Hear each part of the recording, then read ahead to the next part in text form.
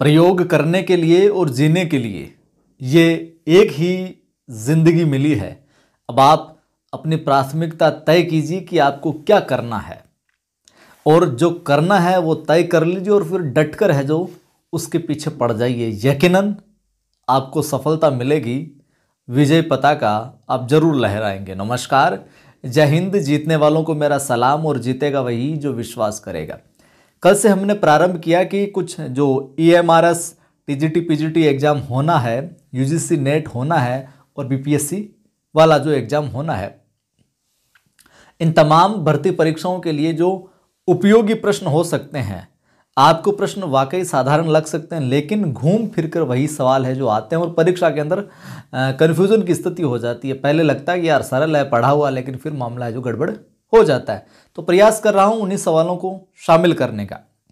Practice set ये दूसरा, कल पहला वीडियो आपने देख ही लिया होगा, नहीं देखा तो देख लीजिएगा। प्रारंभ करते हैं। सवाल पूछा जा सकता है, बिल्कुल बेसिक सा सवाल है कि रहीम किसके दरबार में कवि थे? पृथ्वीराज के, अकबर के, रतन सेन के या फिर भोजराज के? रहीम दास या रहीम किसके दरबार में कवि थे? तो भैया सीधा उत्तर क्या हो जाएगा? उत्तर हो जाएगा अकबर। किसके? अकबर के दरबार में है जो रहीम दास क्या थे? कवि थे। कौन? रहीम या फिर रहीम दास। ठीक है। वास्तविक नाम कई बार पूछा जाता है कि रहीम का वास्तविक नाम क्या है? तो अब्दुल रहीम खान खाना। ठीक है, वास्तविक नाम।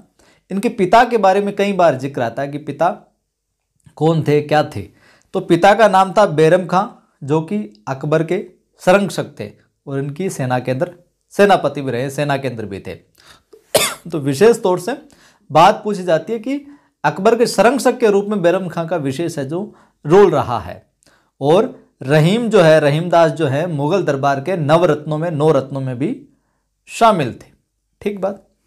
अगला सवाल आपसे पूछा जा सकता है क्या कि भक्ति रसामृत सिंधु, भक्ति रसामृत सिंधु के रचयिता कौन है? रामानंद है, रामानुजाचार्य है, विठलनाथ है या फिर रूप गोस्वामी है? तो बताइए, भक्ति रसामृत सिंधु के रचयिता कौन? तो भैया उत्तर क्या हो जाएगा? रूप गोस्वामी। 4 नंबर यहां पर विकल्प हो जाएगा। क्या हो जाएगा? रूप गोस्वामी। ठीक है, भक्ति रसामृत सिंधु के। और रूप गोस्वामी जो है, वृंदावन में जो चैतन्य महाप्रभु थे उनके द्वारा भेजे कि जो 6 गोस्वामी थे उनके अंदर से एक थे। कौन? रूप गोस्वामी साहब।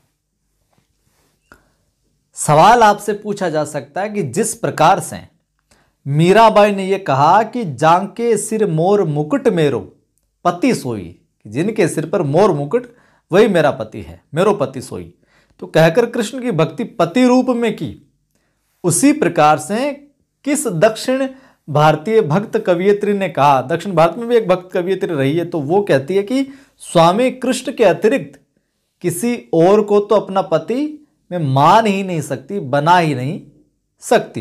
ये कौन कहती है? दक्षिण की कौन है वो? अक्क महादेवी है, वेनाबाई है, अंदाल है, जिसका कई जगह अंडाल भी नाम मिलता है, या फिर सहजोबाई है? तो उत्तर क्या हो जाएगा यहां पर? उत्तर हो जाएगा भैया अंडाल या अंदाल, माने कि सी। ये कहते हैं कि मैं स्वामी कृष्ण के अतिरिक्त किसी और को अपना पति है जो स्वीकार नहीं कर सकती, मान ही नहीं सकती। और दक्षिण भारत की मीरा के नाम से भी ये अंदाल है जो प्रसिद्ध है। आपसे सवाल ये भी पूछा माफ करें जा सकता है कि दक्षिण भारत की मीरा के रूप में किसे जाना जाता है, या दक्षिण भारत की मीरा किसको कहा जाता है? तो आप क्या कर दोगे? अंडाल मिल सकता है नाम, या फिर अंदाल मिल सकता है। तो यह दक्षिण भारत की मीरा भी है जो कही जाती है। अच्छा लग रहा है तो फिर लाइक शेयर जरूर कीजिएगा। पहली बार देखने वाले बंधु सब्सक्राइब कर लीजिएगा चैनल को, घंटी वाले निशान पर क्लिक कीजिएगा ताकि हर वीडियो की सूचना आपको मिलती रहे। प्रथम सूफी प्रेमाख्यानक काव्य के रचयिता हैं। प्रथम सूफी प्रेमाख्यानक काव्य के रचयिता कौन है? नूर मोहम्मद, जायसी, मुल्ला दाऊद या फिर कुतुबन? बताइए भैया। तो क्या उत्तर कर देंगे? उत्तर कर देंगे मुल्ला दाऊद। उत्तर क्या हो जाएगा? मुल्ला दाऊद। ठीक है भैया। चलिए अगला सवाल देखिए। आपसे सवाल पूछा जा सकता है कि हिंदी के प्रथम गद्यकार कौन है? हिंदी के प्रथम गद्यकार कौन? राजा शिवप्रसाद सितारे हिंद, लल्लूलाल, भारतेंदु हरिश्चंद्र या फिर बालकृष्ण भट्ट कौन हो जाएंगे? हिंदी के प्रथम गद्यकार हो जाएंगे भैया बी विकल्प, माने कि लल्लूलाल जी। ठीक है, बी विकल्प यहां पर लल्लूलाल जी है जो सही उत्तर हो जाएगा। परीक्षा में सवाल आपसे पूछा जा सकता है क्या कि प्रगतिवाद उपयोगितावाद का दूसरा नाम है। प्रगतिवाद जो है वो उपयोगितावाद का ही दूसरा नाम है। ये बात किसने की, या फिर ये कथन, ये कोटेशन किसका है? रामविलास शर्मा का है, प्रेमचंद का है, नंद दुलारे वाजपेयी का है, या फिर सुमित्रा नंदन पंत का है? बताइए कि प्रगतिवाद उपयोगितावाद का ही दूसरा नाम है। तो भैया उत्तर हो जाएगा नंद दुलारे वाजपेयी साहब। ये कहते हैं उपयोगितावाद प्रगतिवाद का दूसरा नाम है। सवाल आपसे पूछा जा सकता है कि सुहाग के नुपुर के रचयिता कौन है? निराला, मोहन राकेश, अमृतलाल नागर या फिर प्रेमचंद? सुहाग के नुपुर कौन है रचयिता? अमृतलाल नागर। किसके? सुहाग के नुपुर के भैया। सुहाग के नुपुर के रचयिता कौन? अमृतलाल नागर। अपना एप्लीकेशन भी है नवसृजन क्लासेज नाम से, प्ले स्टोर पर जाकर आप सर्च कीजिए, इंस्टॉल कीजिए। वहाँ पर मैं फ्री टेस्ट भी डालता रहता हूँ और फर्स्ट ग्रेड हिंदी का बैच भी चल रहा है, कुछ और टेस्ट सीरीज भी चल रही है, ज्वाइन कर सकते हैं। संस्कृति के 4 अध्याय किसकी रचना है? कई बार कंफ्यूज हो जाते हैं और बहुत आसान सवाल और बहुत बार पूछा गया और आगे भी पूछे जाने की संभावना है। रामधारी सिंह दिनकर है, भगवती चरण वर्मा है, माखनलाल चतुर्वेदी या फिर सुभद्रा कुमारी चौहान? संस्कृति के 4 अध्याय किसकी रचना है? रामधारी सिंह दिनकर। संस्कृति के 4 अध्याय। सवाल आपसे पूछा जा सकता है क्या कि अशोक के फूल जो काव्य संग्रह है इसके रचनाकार कौन है? कुबेरनाथ राय हैं, गुलाब राय हैं, रामचंद्र शुक्ल हैं या फिर हजारी प्रसाद द्विवेदी हैं? अशोक के फूल काव्य संग्रह के रचनाकार उत्तर हो जाएगा बंधुओं हजारी प्रसाद द्विवेदी। अशोक के फूल हजारी प्रसाद द्विवेदी साहब। सवाल आपसे पूछा जा सकता है क्या कि झरना जो कि क्या है? एक काव्य संग्रह है, के रचनाकार कौन है झरना के? सोहनलाल द्विवेदी हैं, महादेव वर्मा है, प्रसाद है या फिर सुभद्रा कुमारी चौहान है?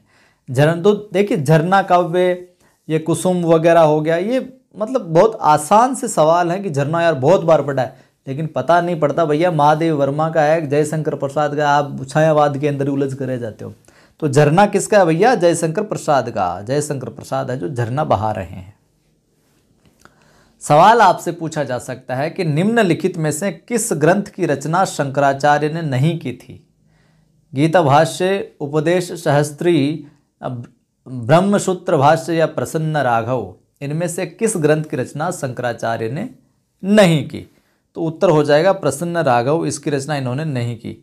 गीता भाष्य, उपदेश शास्त्री और ब्रह्मसूत्र भाष्य के लेखक तो शंकराचार्य हैं ही, लेकिन जो प्रसन्न राघव है ये के लेखक कौन है? जयदेव है। प्रसन्न राघव के लेखक कौन हो जाएंगे? जयदेव हो जाएंगे।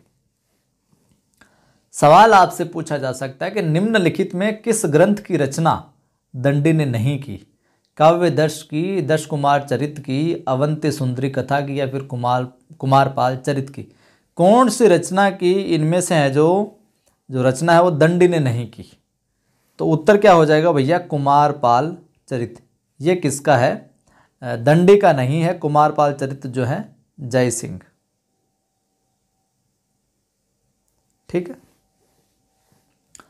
सवाल आपसे पूछा जा सकता है कि निम्नलिखित में किस ग्रंथ की रचना सोमेश्वर ने नहीं की थी? रसमल की, चतुर्विंशति प्रबंध की, कीर्ति मीमांसा, प्रबोध चंद्रोदय? तो सोमेश्वर ने किसकी नहीं की? उत्तर हो जाएगा प्रबोध चंद्रोदय की। तो प्रबोध चंद्रोदय के लेखक कौन है? कृष्ण मिश्र।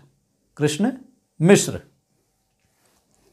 तो ये थे आज के इस कक्षा के अंदर कुछ इंपॉर्टेंट सवाल जो कि टीजीटी, पीजीटी, एएमआरएस के लिए, नेट के लिए बड़े इंपॉर्टेंट रहने वाले सवाल हैं। लाइक कर दो आप फटाफट, सभी दोस्तों को शेयर भी कर दो सभी ग्रुप में। पहली बार देख रहे हो सब्सक्राइब कर बेल आइकन क्लिक कर लो। अपना टेलीग्राम चैनल का लिंक भी डिस्क्रिप्शन में है। कवि आदि गणेश हिंदी नाम से टेलीग्राम चैनल है, कवि आदि गणेश हिंदी, कवि आदि गणेश हिंदी नाम से टेलीग्राम चैनल। लगभग 7-7.5 हज़ार के तकरीबन अपने वहाँ पर बच्चे जुड़े हुए हैं।